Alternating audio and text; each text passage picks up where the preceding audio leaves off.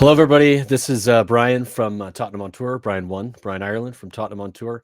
Robbie has asked me to do a video for him about Antonio Conte, the man in the background, the new manager at Tottenham Hotspur Football Club that I'm sure most of us, or many of us, are really, really excited about. It's a big day. It's a big day for the club. Of course, there's going to be conversations about whether he gets backed or not, and that is a question that needs to be asked. And I don't think he signs if he's not getting back. So I think that has to be taken into account. But I want to talk a little bit about his coaching career and what we should expect to see him do, tactically speaking, at Tottenham Hotspur with the players we have and the sort of style that he typically plays. We all know he's had an incredible coaching career. He's been coaching at the top, at the highest level, at the top leagues in the world, in the Serie A, in the Premier League. We've seen him with Chelsea. Incredible results in very short periods of time. Fiery coach, really, really intense. So plays really intense football. What he did at Chelsea was incredible. Chelsea had finished 10th the previous season before he came in. 10th, comes in and then wins them the league. And there was a key moment in that season. I think they had lost to Arsenal. And he switched to a 3 at the back system, a 3-5-2. Went on to play that for the rest of the season and just smashed the league. 14 games on the trot, won 14 games on the trot. Was incredible coaching what he does to a team. So I expect him to play basically the same style with Tottenham, and I think we have the players. I think the system suits the players that we have. If you think about 3 at the back, you're going to go with, arguably to start before we bring anybody in January, you're going to start with Eric Dyer on the left-hand side of a 3, Romero in the middle, and either Sanchez on the right side or Jeffa Tanganga on the right side of a 3. I would go with probably Tanganga as a favorite, but Sanchez has played there with Ian and Toby in a 3 under Pochettino, and actually probably his best football at Spurs in that season. I think it was 2015, 2016, 2017, 2018. Around there, he was incredible. He came in and he was one of our best players and played in a 3 beside 2 very experienced players, which could really work for him in this system. On the left side, he plays flying wing backs. I mean, we saw it with Chelsea. We saw it with Victor Moses on the right-hand side, who, he recreated him as a wing back, had his best season as a footballer, arguably under Conte. I would expect that Royale on the right and Sergio Reguilon on the left, those guys are going to get licensed to get bomb forward and get up almost as a 4-2-4 system. Once you get into the opposition half, they'll be so far forward, they'll be putting those balls in. And of course, you've got Harry Kane and Højbjerg set up top. The midfield 3 is going to be the sort of one that is going to be interesting, and I think we'll probably need the most investment when it comes to the January transfer window. Of course, the summer that he's going to have an opportunity to bring players in as well.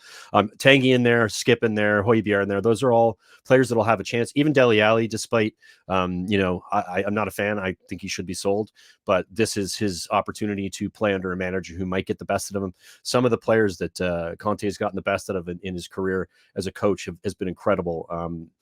Some of the players, even at Inter, at Juve, what he was able to do with very little, even though he did spend money, he still made some of the players that were not at their best play their best football very quickly.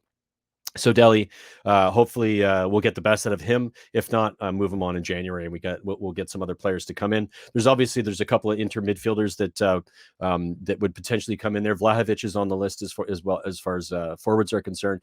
And of course, when you have Højbjerg's son and Harry Kane up top, you have 2 of the best forwards who are playing in a 2 or arguably part of that 4 when you're playing a 4-2-4. It is an incredible situation with the style of football, and I'm baffled that Nuno didn't do it. I mean, Nuno should have done what he had done previously, and he might still have a job. But this is the type of football that we've been wanting to see. It reminds us of Pochettino when we had Rose and Walker bombing up the wings and busting those balls in, and just really having a really dynamic forward line and dynamic transition. I think the transition will be key. Those midfielders will have different roles. The roles that the midfielders will have, there'll be one that's box to box, one that's going to stay sort of in a defensive role in a 6, and and of course an 8, and then Dembele possibly the creator in there as well, because he can pick a pass and hopefully we can get the best out of him. I think that's going to be key, is those players that aren't playing at the level that we'd expect them to. The Tanguys, of course Harry Kane with what happened in the summer.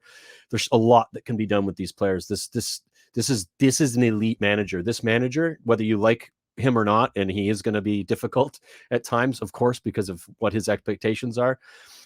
This guy is going to win things with Tottenham Hotspur, and in the short period of time that he's there, he's just done it at every club. His rating, his win record in the Premier League as a Premier League manager was 67%. An average win record for most managers around 50-55 for like good managers. 67%. His win ratio is insane. So we are looking at a really, really exciting time for Tottenham Hotspur Football Club.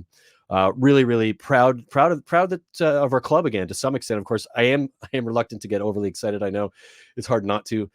We still have a Levy in charge in a situation where there is potential to be really, really difficult conflict between a manager who has a history of that with chairman and the board.